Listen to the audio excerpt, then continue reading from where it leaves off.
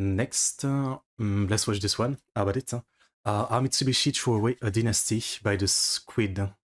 So, Mitsubishi, I mean, I definitely know the name. Big Japanese company. I'm guessing they used to make good cars and now they don't anymore. Is that what it is? Let's go. Keeping the name of Mitsubishi on top in turbo technology for Australia. It's another Mitsubishi.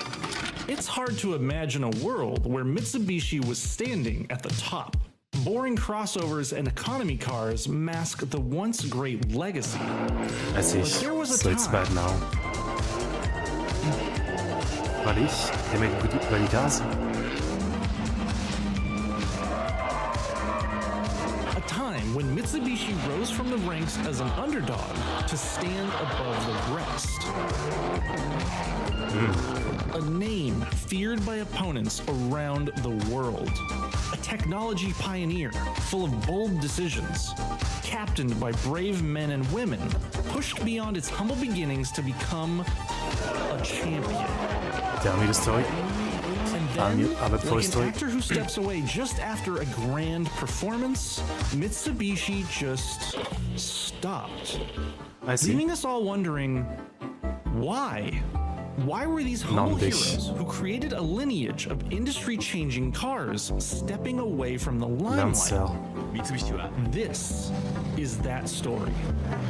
Tell me about it.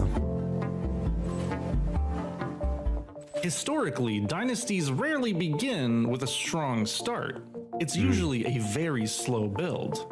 Every moment a step on the shoulders of those that came before, allowing each generation to see further and further. You probably know Mitsubishi as a little car company that peaked in the 90s, but they actually began over 100 years ago. And their first innovation came in 1917 with the Mitsubishi PX33. Fittingly, Japan's very first sedan made with full-time four-wheel drive. A 50-year precursor to what made Mitsubishi a legend. Lancers, huh? Then came the World war War. Yep. and Japan's bitter defeat. By the 1950s, But was that and Japan from Isotaka Grave of the Fireflies, I think? Japan's bitter defeat. By the 1950s, Japanese companies had formed Zaibatsu, Conglomerate. conglomerates of industries united for a specific cause. But the Allies ordered the Japanese Zaibatsu to disband, and Mitsubishi was forced to switch from warbirds like the A6M0 to safe civilian manufacturing. That's a So for little those car. 50 years following the PX33, Mitsubishi largely made buses, trucks, scooters, and trikes? It wasn't until 1960 That's a that the weird design. fire at the heart of Japan ignited. A growing economy and a rise of innovation would fuel the island nation for decades Right. and give birth to legends. Mitsubishi nie od razu zbudowało wersję WRC. Z powodzeniem rywalizowali autem grupy. Among them Good looking was the car. Evo. Ewolucję Lancera. The sport tournament. But first, they needed the help of a few foreigners.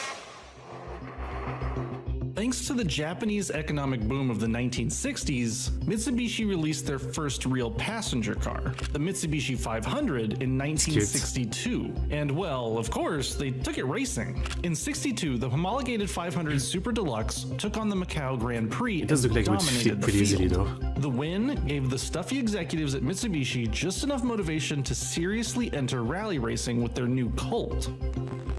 To test the Colt, they had Australian rally driver Doug Stewart put the Colt through rigorous testing. Almost immediately, Stewart was prodding Mitsubishi to enter the car in the Southern Cross Rally.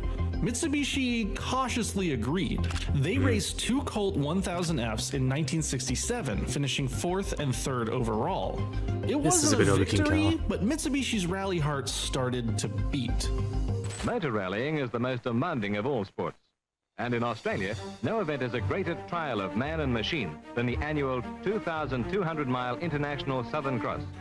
The team continued to race the Colt for years, never winning but always pretty competitive. Until 1971 when Mitsubishi's new Galant became the weapon of choice. Galant. In 72, a Scottish farmer turned racer named Andrew Cohen was That's signed specific. onto Mitsubishi's rally team. He would later go on to open and run Rally Art in Europe and lead Mitsubishi to greatness. Despite a difficult season, the Galant finished a full 24 minutes ahead of its closest competitor, the Nissan 240Z. Oh, that's It a cool also car. beat out the likes of Toyota, Subaru, Holden, and Honda. Wow. And for 5 years, the team went undefeated. In 73, they even took the top 4 spots. The Lancers are going like rockets. Small, powerful Mitsubishi Lancers soon emerge as the cars to beat. It's a much less assuming car than the others, but I guess it's doing great. The Mitsubishi team. Mitsubishi was the dominating force of rally in the 70s.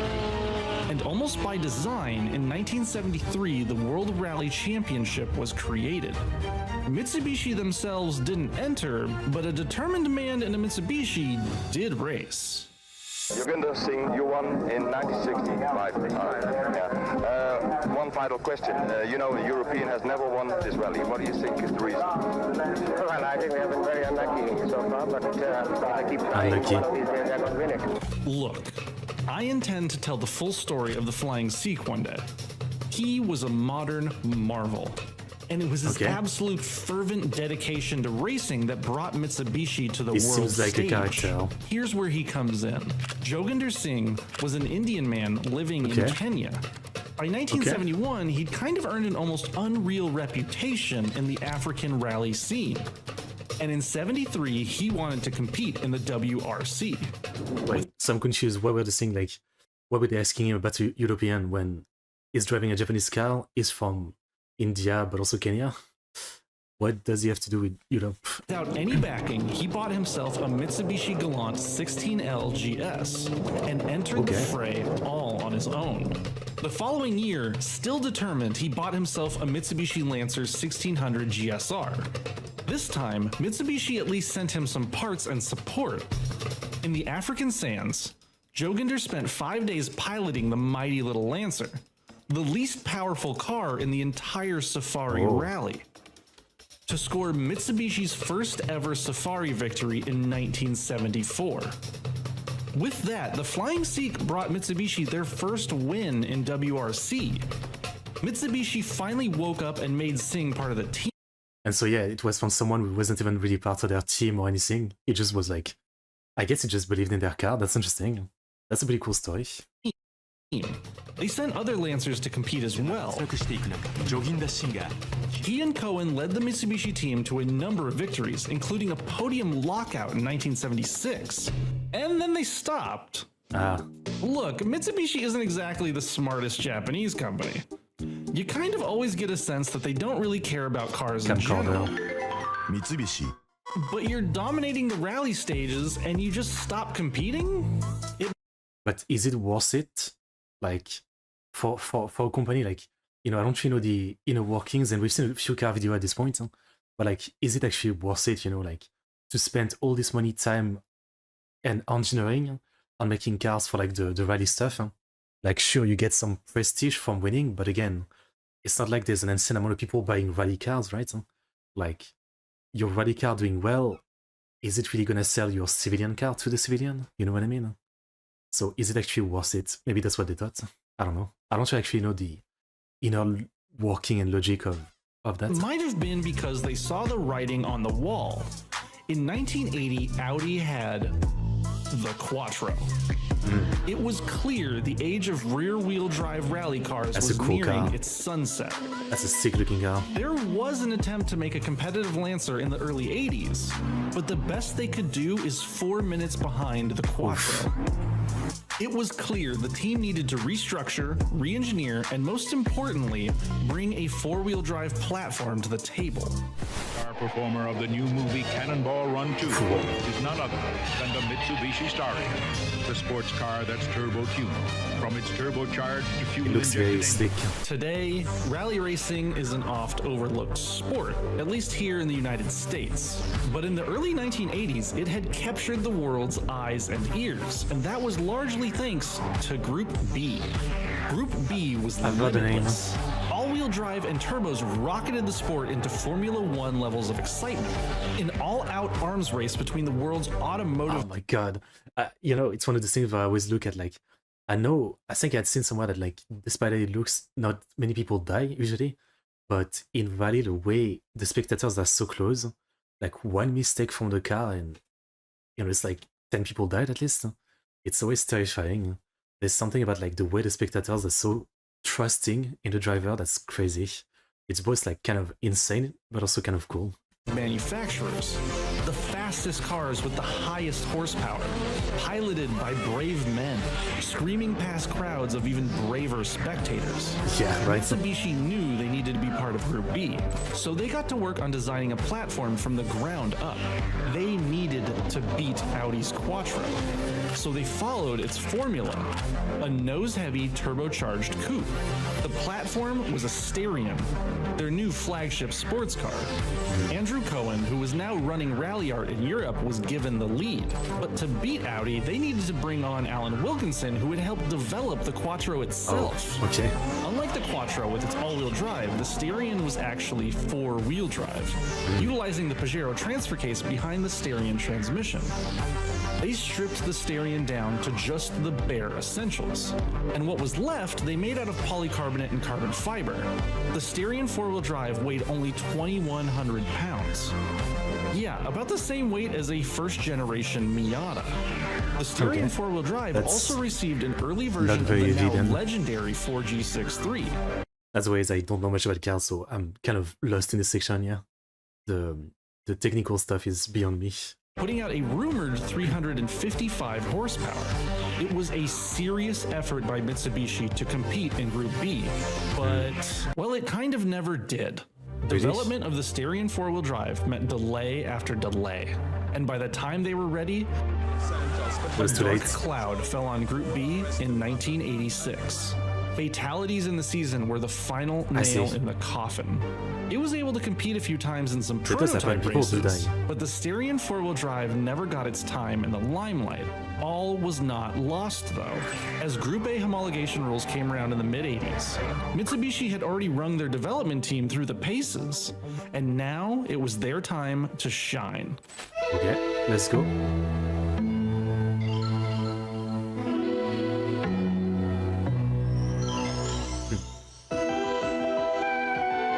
In 1987, the Galant VR4 was unleashed upon the world.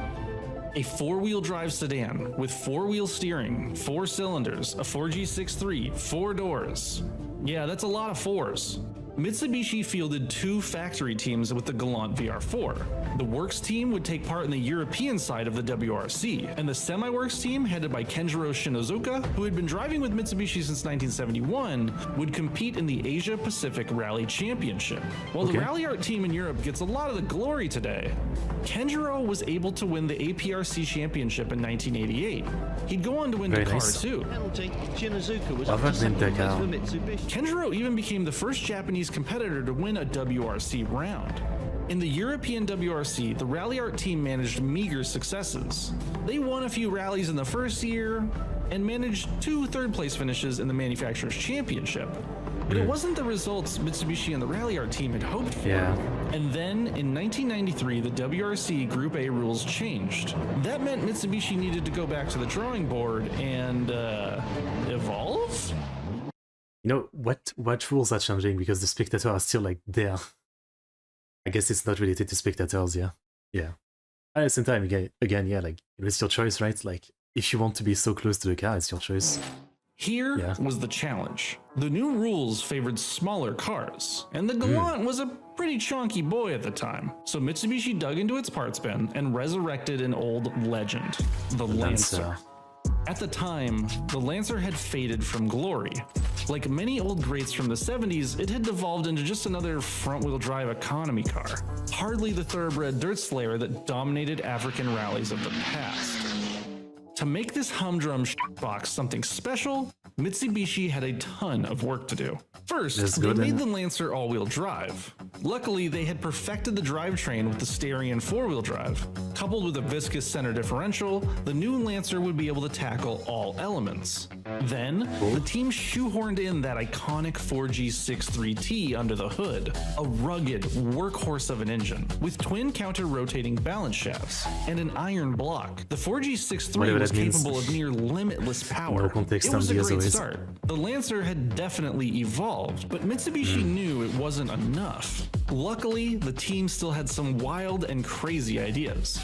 There was this guy I mentioned before, Andrew Cohen, the man running Rally Art. And in 1993, he was the guy in charge of the Lancer Evolution program. He had this radical idea. Make the engineers of the car go to the races. No more sitting in stuffy offices going over contextless numbers. If you force the eggheads to experience defeat while chewing on mud, they'll probably be a lot more motivated. That constant flow of input from the smart guys with the calculators and the decades of experience with Cohen would lead to Mitsubishi constantly redesigning the Evo. Seriously, the damn thing had 6 generations in 7 years. In the same time, its Celica rival had 2 generations, and the WRX got just 1. This method absolutely worked. When the Evo 1 debuted in the hills above Monte Carlo, all eyes were on 2 teams. Toyota with their Celica, the cheating bastards, and Ford. No one was paying attention to the back of the pack, where one of the greatest rivalries of all time was brewing.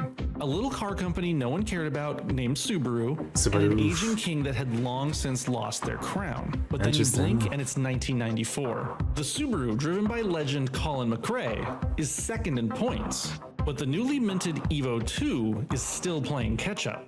In 95, McRae wins the championship, but instead of being in the back, the Lancer is now nipping at its heels, threatening to topple the new king. 2 things happened that year. The Evo got a new active differential system allowing to dominate when it snowed. And they recruited the Flying Finn, known to you and I as Tommi Makinen, a coffee-fueled, fiercely patriotic Nordic man from Finland, who had one goal. Seems like another character. In 1996, there was another change to the rules. Cars no longer had to be homologation specials, and an unchained Lancer Evolution 3 was unleashed. Let's go. 9 races across the globe would put the Rally Art Lancer and its drivers through the most grueling challenges imaginable. Mud, snow, dust so thick it made LA smog look safe. First came a victory in Sweden.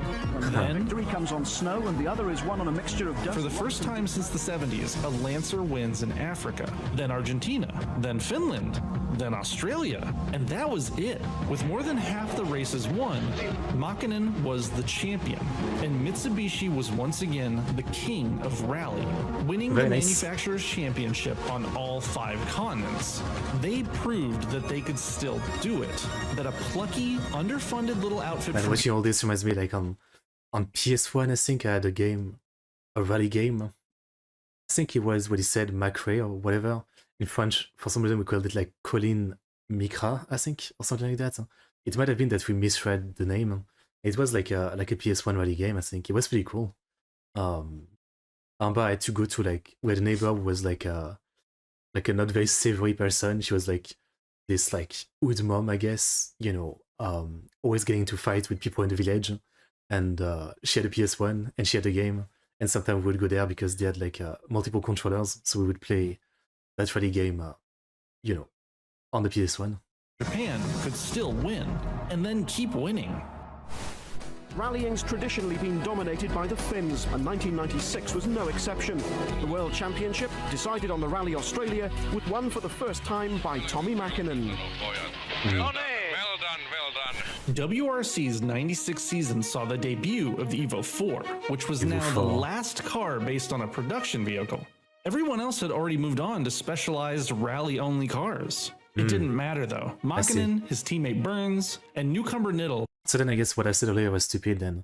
Like up to this point, the rally cars weren't different. They were like just slight alteration of the civilian cars, so then it makes sense why it would be easier to sell if they win. Yeah, I get it. Took Mitsubishi to victory once again. The only thing that gave the likes of McRae and Ford hope was that Makinen got the flu and maybe had to sit out. Turns out if you're an old Finnish man though, the flu ain't shit. and he won Wow. anyway. The Evo Okay. 4 stayed on the scene in 1997 during another WRC overhaul.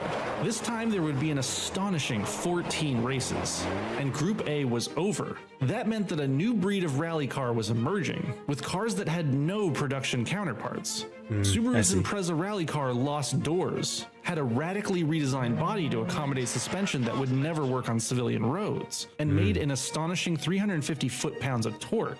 Toyota was able to return since now using non-standard parts was encouraged instead of cheating, and brought an all-wheel drive Corolla making is this, 300 cheating? horsepower. The Evo 4, however, was still a Group A car. It had 50 less horsepower than the Corolla, and 100 less torques. It didn't matter. The newcomers failed to dethrone Makinen. Wow. The Evo 5 followed shortly after. It was wider to accommodate better suspension like its WRC rivals, but still lagged behind in power and weight. Yet, the Lancer sat atop the It still podium wins. once again. Fifth Okay. consecutive Wait, so then at this point, is it that the car is still really good, or is it that the driver is crazy? time. Even the Evo 6 wasn't a huge upgrade. It had some neat tech like an adjustable wing that they weren't allowed to use, but it was still based on a production car. However, the rules were against them now. Some people thought it was unfair that Mitsubishi was still using Group A rules instead of the new WRC rules. It sounds like sour grapes to me, because the only reason Mitsubishi was sticking to those old rules was, well, they were flat out broke. They literally couldn't afford to build a dedicated race program. Toyota see. is literally the biggest car manufacturer in the world, and they were sitting there whining about how Mitsubishi was using a car that was inferior to theirs to kick their ass. Despite all the drama, of course, Mitsubishi wins course. again, and Tommy You can't gets a stop winning. special edition car named after him, which is loosely Nice. dubbed the Evo 6.5, one of the greatest Japanese cars ever built. It came from the factory with a list of goodies that can make every boy racer drool. Titanium turbocharger, tuned exhaust, programmable ECU, suspension that Tommy McKinnon is working as team director of Toyota Gazoo Racing in the WRC and managed to win. Okay. put every just can't Subaru stop ever winning. built to shame. That's awesome. And of course, rally art inspired graphics so that everybody knew this wasn't just an economy car. It was an economy car that you paid a lot of money for. Fair enough. Unfortunately, rule changes, a lack of money, and a whole host of new manufacturers entering WRC meant that there was a large target painted on the Lancer's back. After only managing 5th place in the 2000 season, Rally Art and Mitsubishi finally gave in and developed an independent rally car, detached from the now beloved Lancer Evolution. It never really lived up to the hype. The biggest blow came in 2002 To break his 7-year partnership with Mitsubishi. when Makinen went to the Blue Evil, and then graciously bowed The out of the Blue sport Evil. altogether, allowing a new upstart named Sebastian Loeb to try his hand at racing. Oh, I feel like I've heard this name. I've heard this guy's name, definitely. The Mitsubishi rally car continued to improve, moving from the back of the pack to the middle of the pack in 2005, but it wasn't enough to ever make it back to the top. Ever Sad. since the 1980s, the company itself had been rife with terrible management, awful decisions, and PR nightmares. And in December of 2005, Mitsubishi finally announced that it would no longer participate in rally racing. A shame. When it came time to decide between continuing to race or going bankrupt, they chose to focus on making Outlanders. Shortly after, Rally Art itself closed shop. After Andrew Cohen retired, there was no one there to replace him. And without the backing of a larger corporation, there just wasn't enough to keep the lights on. I see. Mitsubishi would continue to make bad decisions and eventually succumb to the fate of many small companies. They got absorbed this by one, one of though? their biggest rivals. In this case, Nissan, who not only assured the end of the Lancer Rally's dreams, but But I saw something interesting. in this case, Renault, Nissan, Mitsubishi. I had no idea Renault cars were like linked to Nissan and Mitsubishi. That's interesting. Nissan, who not only assured the end of the Lancer Rally's dreams, but ended the evolution entirely. A shame. It was a great story though. One can shine forever, I guess. Oh. There are still drivers who wish to experience our Mitsubishi-ness. Takao Kato. alliance that Nissan made to the three of them. It's clear that there still exist those inside the sleeping giant that remember when the three rhombi stood atop every podium. Somewhere inside Mitsubishi's sullen halls, engineers may still have the will to go faster, to defy expectations, to build something incredible, to prove to themselves and the world that the underdog can still stand atop the pack. We don't know if the Lancer Evo will ever return, if a Mitsubishi will ever taste the salty sands of Australia, or plow the snows of Sweden ever again. But the long-forgotten flame of this once great legacy still has a glowing ember beneath the ash that one day may ignite again. Let's go. It would be cool if it comes back. It would be cool, definitely. Great story. Great story. I mean, at the same time, again, no one shines forever, nothing shines forever. I'm sure, like, all of the other big car companies that participate in rally, they've had their time where they did amazing and then went back down and were not doing great for a while. I'm sure, like, that's the classic story, right? So, yeah, very good video. I feel like Mitsubishi, like, when I think of Mitsubishi, I only think of, like, you know, like, Range Rover type of car, right? I don't know if that's really the right name. Let me look it up. Mitsubishi. Yeah, I think of this kind of thing. Yeah, I think of this kind of thing. Like when I think of Mitsubishi, that's about it. That's about it. Mitsubishi never made a sport car anymore after they stopped in 2014. I mean, maybe one day. Maybe one day. You never know.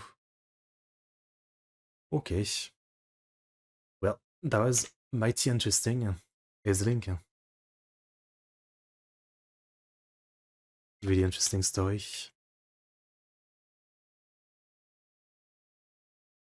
Okay. That was nice.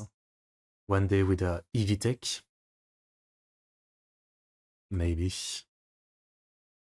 There's always a company that wants to come back to their old glory, you know? So, that could happen.